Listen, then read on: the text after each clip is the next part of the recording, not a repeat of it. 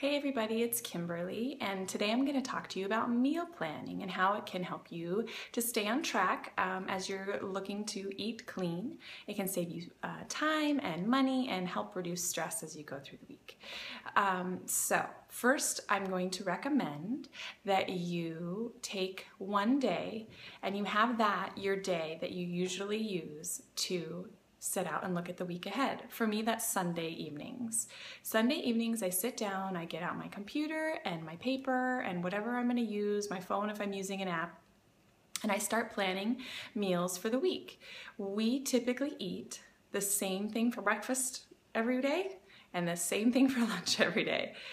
Our snacks are typically about the same throughout the week as well, so all I have to think about is dinners. I try and have at least 2 nights of leftovers to just take that kind of stress away and that time spent away. And if I have, say, a few meals in a row that there's not one particular meal that's enough for leftovers, I kind of save them up and have like a smorgasbord night where it's clean out the refrigerator, have a little bit of this and a little bit of that. So that everybody gets a full meal, and that really helps me to stay sane. So meal planning does take a little practice. It takes a little forethought and time to put up front. It takes some getting used to, but it can be an incredible tool for you. When you are planning out your meals, you are consciously making the choice of what it is that you're going to make for you, for your family, what you're going to put in your body.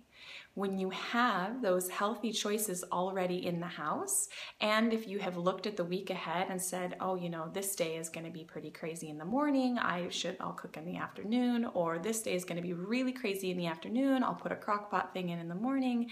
You know, if you've really planned out your week like that, then nothing's going to sneak up on you. It's not going to be, 4 o'clock and you're exhausted and you're, oh my gosh, what in the world am I going to cook tonight? I haven't even thought about it. I don't have the ingredients I need. Let's just go out.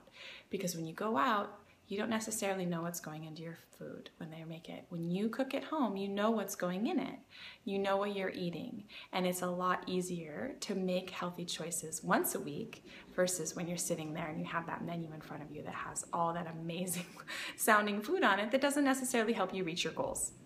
So, the next part is the time.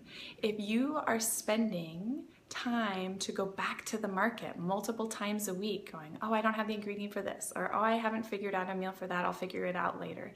You're wasting all that time. And I know me as a busy mama and a mama who's mostly taking her children with her to the market, reducing the number of times that I go to the market is vital. I try to go 1 time a week. And as you are, getting used to it, as you're practicing and honing your meal planning skills, if you will, you might end up going back to the market a couple times a week, but try your best to plan for that 1 week, 1 trip. Some tips to do that are: look in your pantry, look in your refrigerator, look in your freezer. As you're making your meal plan, see what you already have in the house and utilize those items.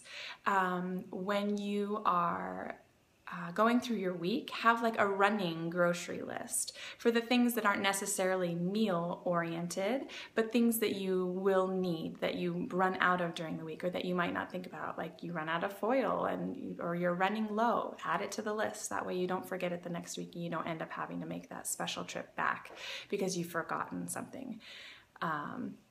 I find that really helps. If you really plan ahead and you are going through the week and you think of something that, oh man, that sounds so good, I'll write that down to add to my meal plan when I'm sitting down and writing my meal plan. That can really help, as opposed to having to even sit down on that one night and come up with 5 to 7 meals. You already have an idea of something that sounded good as you were going through the week. So that can really help as well.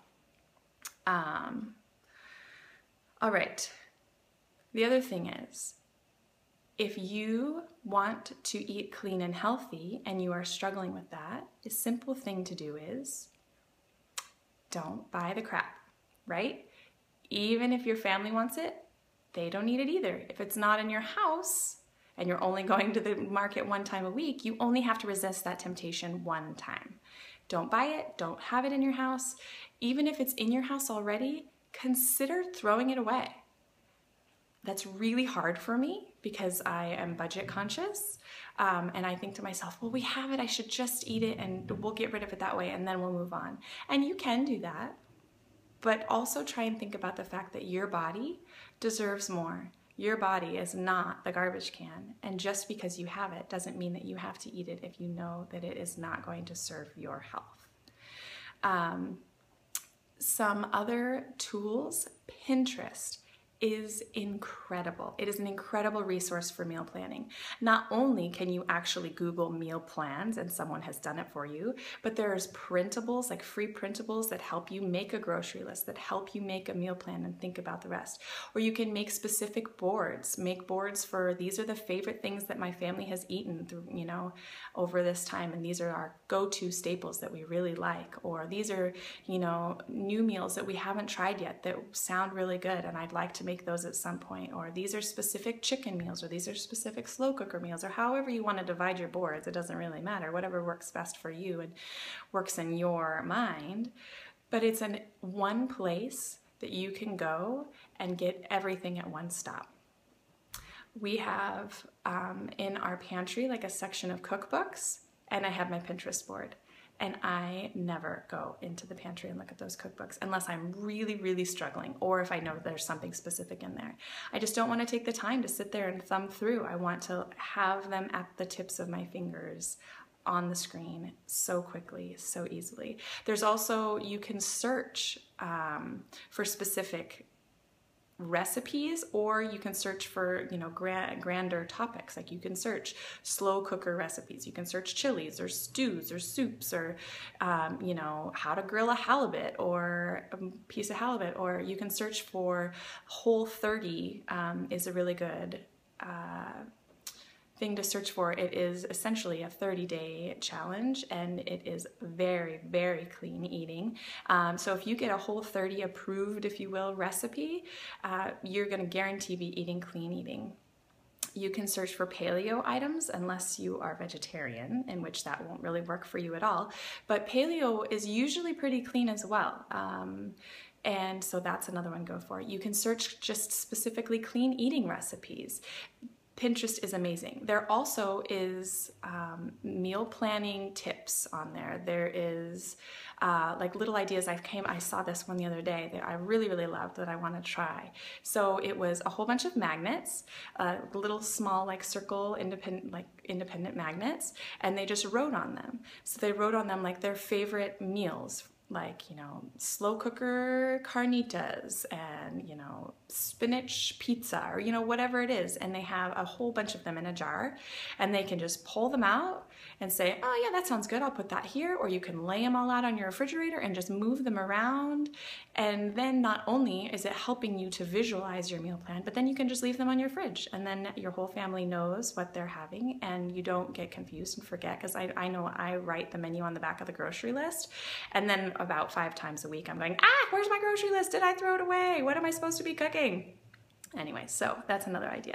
The other thing that I am trying to improve myself is to do a prep day, or a prep every couple days. So instead of spending all of the time that the recipe entails in that particular moment, try having a day where you prep ahead some of those chopped ingredients, or some of the ingredients you can cook ahead, or that sort of thing. I've been doing that a lot with salads lately. I'll wash the greens and get them all cut up, and I'll seal them in a Ziploc bag with a little paper towel around the edge, and I'll put them in the fridge. I'll cut up the vegetables, and that way every night I can just toss it into the bowl, and I don't have to worry about making a salad every night because it's pretty much already made. There's a rule of twos or something, and so you essentially use the same ingredient 2 different times as you're planning your meal plan, right? So you prep it once. So if you are having baked chicken in 2 different recipes, bake it all at once. Store the remaining, and then whenever it comes time to use that, to dice it up or whatever it is that you need to do, you already have it done. If you're using sweet potatoes in 2 different recipes, cook them once, store the rest. You get the point. Anyway, so that is something that I am trying to improve upon for sure. I have to figure out how to wrap my mind around taking that extra little moment in the beginning to try and save me that time later. The other thing that I would say is most recipes have like a prep time and a cook time. If you are not familiar with cooking, if you're not very practiced at chopping and dicing and all of that sort of thing, or if you have small children, always tack a little extra time onto that allotted time. Because even I've been cooking pretty regularly for the last 4 to 5 years after we had kids. That's when I really kind of started.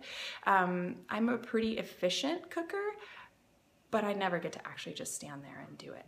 So that's something to think about as well. So that is how it works for me and what works in my family and what I'm trying to improve on, and a couple little tips here and there.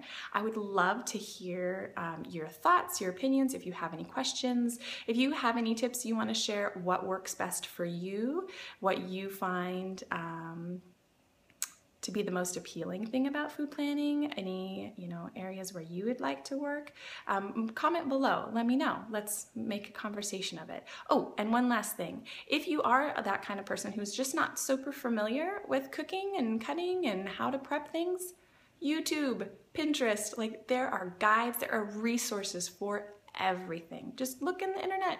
It's so fast and so easy, and you will learn so much if you take the time. Anyway, thanks for watching. Take care. Bye.